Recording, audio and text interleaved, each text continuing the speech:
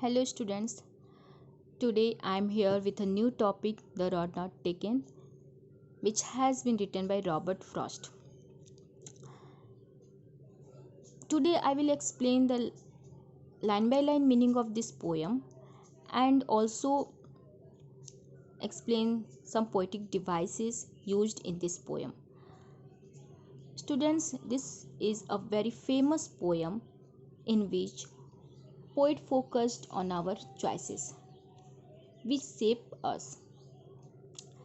And in this poem, the road symbolizes the journey of life that all humans travels on from the day they are born, and our choices shape our future, and it can make all the differences in our life.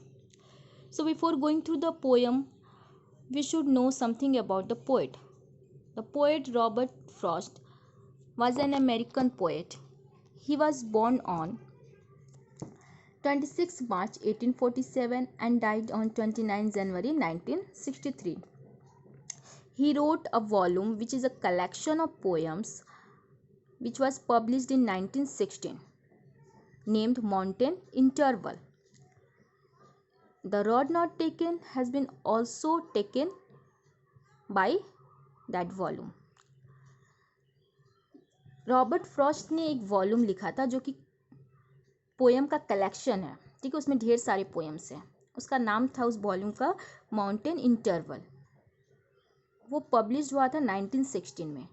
ये जो poem है the road not taken वहीं से लिया गया है. Now let's start the poem. Two roads diverged in a yellow wood. Students, यहाँ poet कहते हैं कि दो रोड येलो वुड पे डिवाइड हो रहे हैं. यहाँ येलो जो है वो एक येलो वुड एक फ्रेज है और yellow refers to the autumn season and wood refers to forest. Poet ये बोल रहे हैं कि दो रोड येलो वुड पे डिवाइड हो रहे हैं, यानी कि ऑटम सीजन में जो पत्तियां होती है वो येलो हो जाती हैं और जो फॉरेस्ट में जो पेड़ होते हैं उनकी जो लकड़ियां होती है वो पूरी तरह से सूख जाती हैं. तो यहाँ पे पोएट यही बोल रहे हैं कि वो एक ऐसे प्लेस पर खड़े हैं जहाँ से दो रोड डिवाइड हो रहे हैं, ठीक है. And sorry I could not travel both. और वो ये कह रहे हैं कि वो दोनों पे ट्रेवल नहीं कर सकते. ऑब्वियसली कोई भी पर्सन एक साथ एक टाइम में दो रोड पे ट्रेवल नहीं कर सकता. And be one traveler long I stood. और क्योंकि वो एक ट्रैवलर है वो वहाँ पे काफ़ी समय तक खड़े थे. He was standing there for a long time and looked down one as far as I could to where it bent in the undergrowth. और वो उन दोनों में से एक रोड को काफ़ी दूर तक देख रहे हैं, जहाँ तक वो देख सकते हैं, जहाँ से वो मुड़ता है. कहाँ से मुड़ता है? अंडर ग्रोथ से. अंडर ग्रोथ वो मीन्स स्मॉल प्लांट्स, जहाँ से स्मॉल प्लांट्स है, हर्ब्स है, सर्ब्स हैं, झाड़ियाँ हैं. तो वहाँ पे वो रोड मुड़ा है और वहाँ तक वो देख पा रहे हैं, उस रोड को वो देख रहे हैं. Then took the other just as fair. और तब वो दूसरे को देखते हैं, दूसरा भी सेम उसी की तरह है, just as fair and having perhaps the better claim. जबकि वो उन्हें उससे ज़्यादा बेटर लग रहा है. Because it was grassy and wanted wear. Here it was grassy and wanted wear is also phrase. And वो बोलते हैं कि क्यों वो बेटर लग रहा है. क्यों बेटर लग रहा है? क्योंकि वो ग्रासी था और उस पर कम लोग गए थे. वो चाहता था कि उस पर और लोग चले. Wanted wear though as for that the passing there had worn them really about the same. यद्यपि उस पर चले होंगे, हो सकता चले होंगे, had worn them really about the same, लेकिन उन्हें वो दोनों ही सेम जैसा लग रहा था. And both that morning equally lay in leaves no step had trodden black. उन्हें वो दोनों सेम जैसा लग रहा था, लेकिन जो एक रोड था जिसपे no step had trodden black. Students, जब किसी रास्ते पे घास हो या पत्तियां हो और उस पर लोग नहीं चलेंगे तो वो एकदम सेम वैसा ही रहेगा, सूख जाएगा लेकिन वैसा ही रहेगा. लेकिन अगर वहाँ पे कोई चलेगा, लोग चलेंगे तो उनके पैरों से वो दब जाएगा. ट्रॉडन मीन्स वहाँ दब जाएगा और वो वहाँ का जो जहाँ दबेगा वो ब्लैकिश हो जाएगा. वहाँ की पत्तियाँ या ग्रास जो भी है ब्लैकिश हो जाएगी. तो पोइट वही बोल रहे हैं कि in leaves no step had trodden black. ऐसा रोड, दूसरा वाला जो रोड था जिसपे कम लोग चले थे, उस पर ऐसा ही सीन था कि पत्तियां जो थी उस पर कोई भी स्टेप नहीं था, जिसके कारण वो ब्लैक नहीं हुई थी। Oh I kept the first for another day, और उन्होंने वो सेकंड वाला चूज किया और पहले वाले को वो दूसरे दिन के लिए छोड़ दिया। Yet knowing how way leads on to way, ये how way leads on to way is also phrase, और ये जानते हुए कि एक रास्ता दूसरे रास्ते से मिलाता है, ये जानते हुए आई doubted if I should ever come back, उन्हें ये डाउट था कि पता नहीं, उन्हें ये संदेह था कि पता नहीं वो वापस आएंगे कि नहीं। इसके लिए उन्हें रिग्रेट भी होता है। ऑब्वियसली अगर दो चॉइस रहेगी, उसमें से हम एक चॉइस को चूज़ करेंगे तो हमें कुछ समय के लिए ऐसा लगेगा कि जिसे नहीं चूज़ किया वो भी सही होगा, मे बी वो सही होगा, ऐसा फील होता है। ये नॉर्मल है, नेचुरल है। I shall be telling this with a sigh. Listen students, poet ने उस वे को चूज़ किया जिस पे कम लोग चले थे। जनरली पीपल क्या करते हैं कि उस रास्ते को चूज़ करते हैं जिस पे ज़्यादा लोग चलते हैं, होता है ना ऐसा। जैसे मान लीजिए कि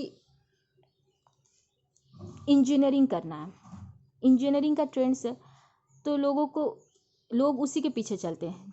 अब ये नहीं जानते हैं कि हमारे अंदर क्या टैलेंट है, हम किस में ज़्यादा अच्छा है। वो बिना सोचे वो एक ही चीज़ को लेंगे, मुझे साइंस लेना है, मैथ्स लेना है, इंजीनियरिंग करना है, ऐसा होता है, या मेडिकल करना है या एमबीए करना है, जो भी हो, तो पीछे पीछे चलते हैं। जिस पे ज़्यादा लोग जिस रास्ते पे चलेंगे उसके पीछे चलेंगे। लेकिन पोइट ने उस रास्ते को चूज़ किया जिस पे कम लोग गए थे। इट मीन्स कि उन्हें ऐसा लगा कि वो एडवेंचरस होगा, और पोइट यह कहना चाहते हैं कि हो सकता है कि जिस रास्ते पे कम लोग जाएं वो रास्ता भी सही हो सकता है। देखिए in the last stanza, I shall be telling this with a sigh. Sigh means वो थोड़ा रिलैक्स होके वो बोलते हैं कि somewhere ages and ages hence, सालों बीत जाएंगे, ages and ages hence, two roads diverged in a wood and I, उसके बाद हाइफन है, दो रोड एक वुड पे डिवाइड हो रहे थे, एंड आई, उसके बाद वो रुक जाते हैं, और उसके बाद बोलते हैं रुकने के बाद, I took the one less travelled by and that has made all the difference. यानी सालों बीत जाएंगे तब भी वो ये बात कहेंगे कि एक ऐसा समय आया था जब मुझे चॉइसेस करना था और मैंने उस रास्ते को चूज़ किया जिस पे कम लोग चले थे, और उसी के कारण मेरे लाइफ में इतने सारे डिफरेंसेस हैं, and that has made all the differences. Students, ये जो लास्ट का 2 लाइन है ये बहुत ही ज़्यादा इंपॉर्टेंट लाइन है और बहुत ही फेमस लाइन है। यहाँ पोइट ये कहना चाहते हैं कि हमारे सामने जो चॉइसेस आते हैं, मान लीजिए हम छोटी चॉइस को भी एग्जांपल ले सकते हैं, बड़े चॉइस को भी ले सकते हैं, वो चॉइस ही हमारे लाइफ के फ्यूचर को शेप करता है। आज हमने जो चूज़ किया, अच्छे रास्ते को चूज़ किया, तो फ्यूचर में हमारा लाइफ अच्छा होगा, और अगर बुरे रास्ते को चूज़ किया तो हमारे लिए बुरा होगा। जैसे 1 साल बाद आप लोगों के पास ये चॉइस आएगी कि आप कौन सा स्ट्रीम लेना चाहते हैं। आप जो भी स्ट्रीम लोगे वही आपका फ्यूचर डिसाइड करेगा। आप मैथ्स लोगे या इंजीनियरिंग पढ़ना है आपको तो आप मैथ्स लोगे, उसके थ्रू आप इंजीनियरिंग करोगे। बायोलॉजी लोगे, साइंस लोगे, उसके थ्रू आप मेडिकल करोगे। तो ये जो आप चॉइस करोगे, जो चूज़ करोगे, वही आपका फ्यूचर डिसाइड करेगा। ये पोएम जो है it reflects our life, and in this poem the road symbolize the journey of our life and journey of life that all humans travels on from the day they are born. ये यहाँ पे इस poem में जो road जो है वो symbolize कर रहा है हमारे लाइफ की जर्नी को, जिसमें सभी ह्यूमन को ट्रैवल करना पड़ता है, तब से जब से वो बॉर्न होता है, जब से जन्म लेता है और जब तक वो उसकी मृत्यु नहीं होती है, तब तक उसे उस रास्ते पे ट्रैवल करना पड़ता है, और हर जगह हर प्लेस पे उसके सामने चॉइसेस आते हैं, और वो जो भी चूज़ करता है उससे उसका फ्यूचर डिसाइड होता है। Okay, now the poetic devices used in the poem. Here the poetic devices. First of all, we should know about the poetic devices. Students, poetic devices are those things which are used by poet in the poem to create some special effect. Okay, poetic devices वो चीज़ें होती हैं जिसे poet use करता है poem में कुछ special effect create करने के लिए। तो इस पोएम में पोएटिक डिवाइस जो यूज़ हुआ है मेटाफर, पहला metaphor, metaphor means direct comparison, यानी डायरेक्ट कंपैरिजन किया जा रहा है। In this poem the road act as a metaphor for life, यहाँ पे जो रोड है वो लाइफ के लिए मेटाफर की तरह यूज़ हुआ है। मैंने बताया था कि रोड जो है वो रिफ्लेक्ट कर रहा है चॉइसेस, जो हमारे लाइफ में चॉइसेस आती हैं उसको, ठीक है। तो यहाँ पे रोड जो है मेटाफर की तरह यूज हुआ है। सेकंड है alliteration, alliteration means repetition of consonant sound at the start of 2 और मोर कंसेक्टिव वर्ड, यानी 2 और मोर कंसेक्टिव वर्ड, जो भी कंसेक्टिव मीन्स अगल बगल जो वर्ड आते हैं साथ में, उनमें जो कॉन्सोनेंट साउंड का रिपीटेशन होता है स्टार्टिंग में, यानी कि वर्ड के स्टार्टिंग लेटर से में कॉन्सोनेंट साउंड का रिपीटेशन होता है, वहाँ एलिट्रेशन यूज होता है। जैसे वांटेड वियर, एग्जाम्पल है वांटेड वियर, पोयम में यूज हुआ है वांटेड वियर, देखिए कहाँ यूज, यहाँ यूज हुआ है वांटेड वियर। तो वांटेड वियर में वांटेड का W एंड वियर का W, ये दोनों साउंड सेम है और रिपीट हो रहा है, इसलिए यहाँ पे एलिट्रेशन यूज हुआ है। नेक्स्ट है personification, personification means give human qualities to non human things, यानी कि नॉन ह्यूमन थिंग्स, निर्जीव चीज को ह्यूमन क्वालिटी देना। For example it was grassy and wanted wear, यहाँ पे देखिए रोड जो बताया जा रहा है ग्रासी है और वांटेड वियर, वो चाहता है कि उस पर ज़्यादा लोग चले। यहाँ पे रोड को या पर्सनिफाई कर दिया गया है, ह्यूमन क्वालिटी दिया गया है, ठीक है, क्योंकि ये वांटेड वियर ये चाहता है कि उस पर और चले। नेक्स्ट है repetition, repetition of words means repetition of words, words जो है रिपीट हो रहा है तो वहाँ रिपीटेशन होगा। For example somewhere ages and ages hence, ages and ages यहाँ रिपीट हो रहा है। नेक्स्ट है consonance, consonance means repetition of consonant sound, consonant sound का रिपीटेशन जो होता है वहाँ पे कॉन्सोनेंस यूज होता है सेम लाइन में, ठीक है। And that has made all the difference, यहाँ पे देखिए दैट द, यहाँ कॉन्सोनेंट साउंड का ये रिपीट हुआ है, फिर यहाँ पे डी मेड डिफरेंस, यहाँ डी का रिपीट हुआ है, ठीक है।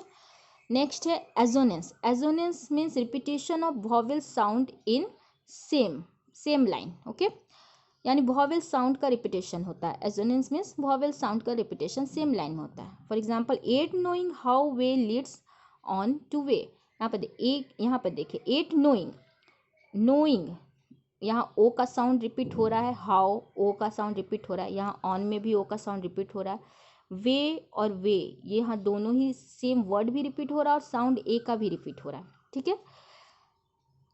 Now students let's see the rhyming scheme, okay. So here rhyming scheme used as A, B, A, B. Here the poet uses rhyming scheme A, B, A, B. कैसे देखिए, यहाँ पे लास्ट वर्ड जो है लाइन का देखिए, last word yellow wood, ए यहाँ स्टूड, यहाँ पे कुड, ये सेम है, wood stood could, D D D last word of last letter of last word same है, डी डी डी, एंड यहाँ both growth H and H, okay, sound भी same आ रहा है। That's why here poet uses A B rhyming scheme in all stanza, okay. This is about the poem and hope आपको ये अच्छी तरह से समझ आया होगा। Thank you.